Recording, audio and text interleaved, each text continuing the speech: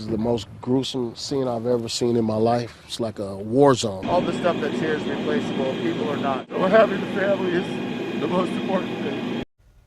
We start tonight tracking several wildfires burning in LA County. Homes, schools, and entire communities have been destroyed. And take a look at this map of the at least 5 fires that we are tracking in Southern California right now. The Sunset Fire sparking earlier this evening in the Hollywood Hills.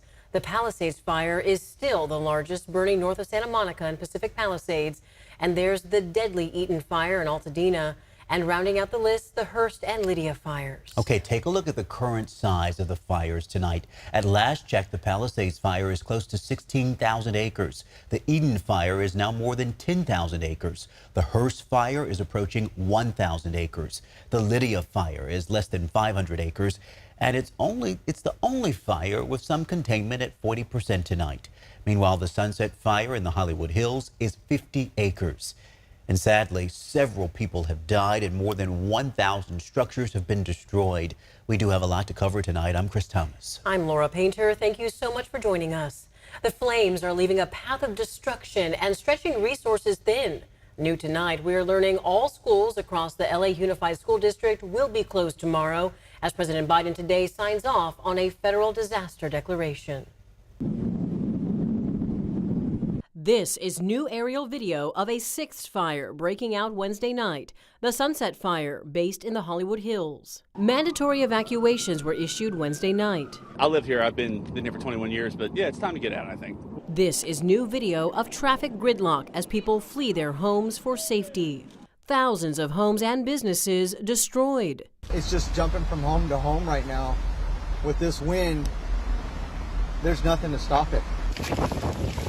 Wind gusts reaching 100 miles per hour, making fighting the flames difficult. The fire is being fueled by a combination of strong Santa Ana winds and surrounding topography, which makes it extremely challenging for us firefighters. LA's Mayor Karen Bass returning to California today from an overseas trip to Ghana, speaking to the public, thanking first responders and reminding residents to heed evacuations.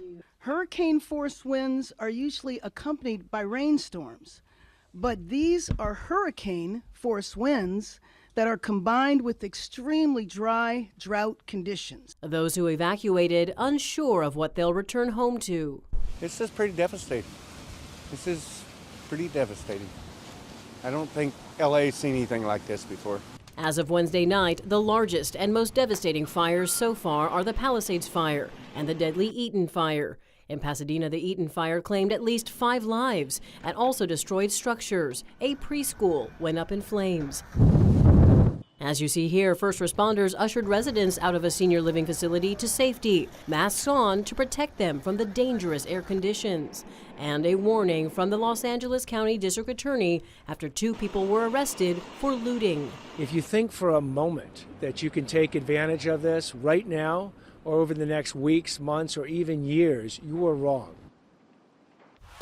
And Chief Meteorologist Monica Woods is standing by with a closer look at conditions tonight. Is there any relief in sight, Monica? What the good thing is our particularly dangerous situation with those winds close to 80 to 100 miles per hour has expired. That happened earlier today, but the red flag warning is still in effect until Friday at 6 p.m. So we're still expecting gusts anywhere from 50 to 75 miles per hour. Tonight, we're seeing those winds sustained close to 35 to about 30 miles per hour, mostly around the Malibu area, close to where that Palisades Fire is burning. Over towards the Eaton Fire, still have those offshore winds from the San Gabriel Mountains, and in those canyons, they just funneled through and really accelerate, making for a dangerous firefight. Current air quality, we were hearing about that. Laura was mentioning how the air quality really poor, especially around the fire lines. This is going to continue to settle into some of the lower elevations for tonight, as depicted by our smoke forecast. You can see right in the LA basin here, a little bit of those offshore winds, but we'll continue to monitor that, unfortunately, until there's better containment.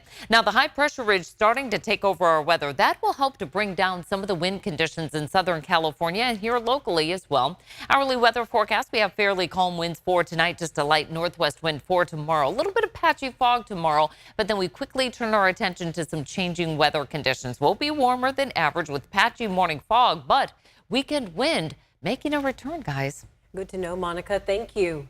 Resources from across the state have been mobilized to tackle the Los Angeles area wildfires. Firefighters are fighting tough conditions, including high winds and fast-moving flames. ABC 10's Garshpal Sangha is live in Sacramento with more on the local resources being sent to help.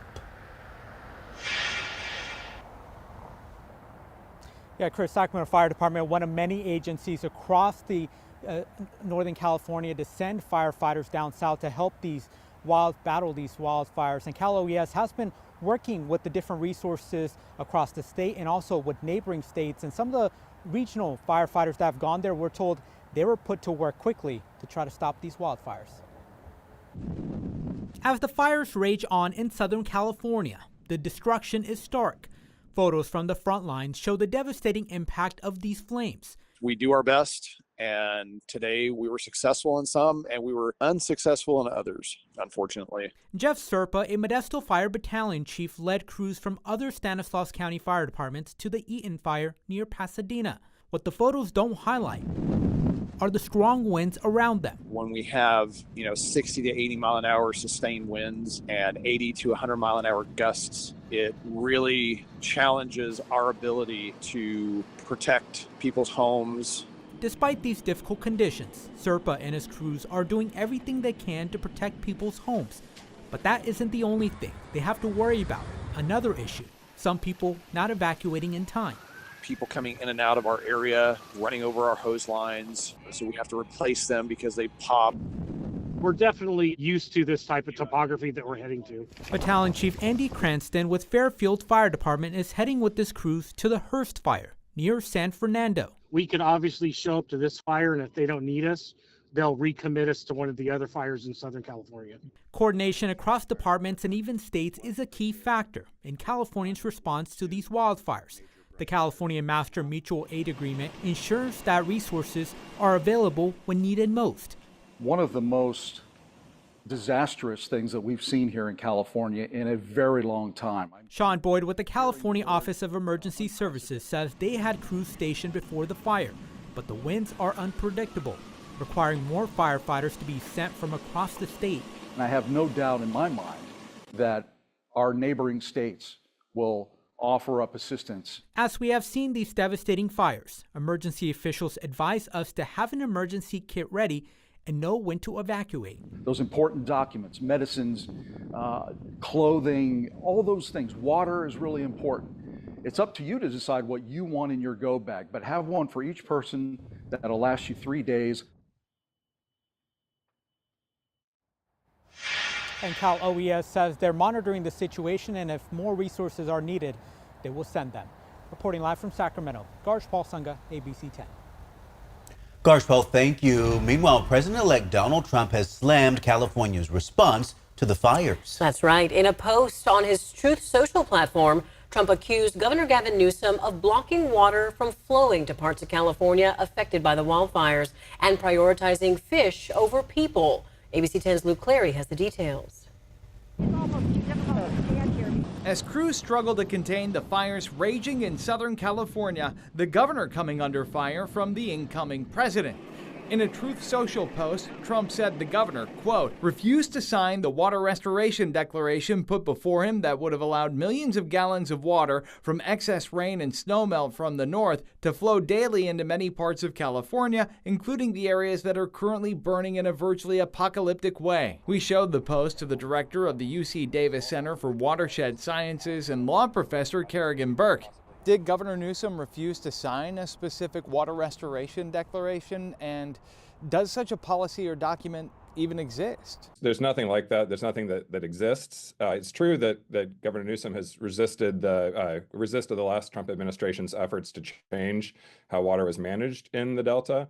But there's no document like what the past president's referring to. Newsom also responding saying, quote, there is no such document as the Water Restoration Declaration. That is pure fiction. The governor is focused on protecting people, not playing politics, and making sure firefighters have all the resources they need. Trump also said Newsom prioritized what he called a worthless fish over people's needs, resulting in water shortages for firefighting and other uses. The fish Trump is referring to, the Delta smelt, is a small fish about 4 inches long, and the Sacramento River was once teeming with them. But in recent years, wildlife officials haven't been able to catch any living in the wild. Professor Burke says without environmental controls to protect them, the Delta smelt are a small part of the state's water policy. Even if we didn't have the Delta smelt in there, we'd only be able to increase diversions by about 15, maybe 10% on average to the rest of the state. I want to be real clear. There's no tie between the Delta smelt and the fires that are burning in LA right now. There have been reports of firefighters running out of water. The issue, according to the water department, isn't the lack of water, but getting it where it needs to go. Demand is so high right now that as water travels through the pipes leaving the reservoir, a lot of it gets used up by firefighters closer to the source before it can reach crews and tanks that are farther away. Luke Clary, ABC 10. And the fight over the state management of water resources will likely continue in the next administration. The president-elect has threatened to withhold federal aid if the state doesn't comply with his demands. Meanwhile, some are now thinking about the impact these fires could have on California's home insurance crisis. In recent years, most of the state's biggest property insurers have paused or limited business in the state, all because of the rising risk of wildfires, higher cost of rebuilding homes, and state regulations. As we've been reporting, the California Department of Insurance just rolled out what's called its Sustainable Insurance Strategy. It's an overhaul to California's insurance regulations aimed at getting more people covered and giving insurance companies more modern tools to price their products. But now, with these expensive and deadly fires in Los Angeles, we asked groups representing insurance companies and consumers about what they think will happen to the market. We're hoping the insurance companies that stayed not only pay out their claims, but have built in the rates that will make it sustainable for them to stay and grow. A group representing the insurance industry says it's still too early to speculate. Our coverage of the Los Angeles fires does not end here. We've been streaming coverage with live reports on the ground and news conferences throughout the day. You can download the ABC 10 Plus app wherever you stream.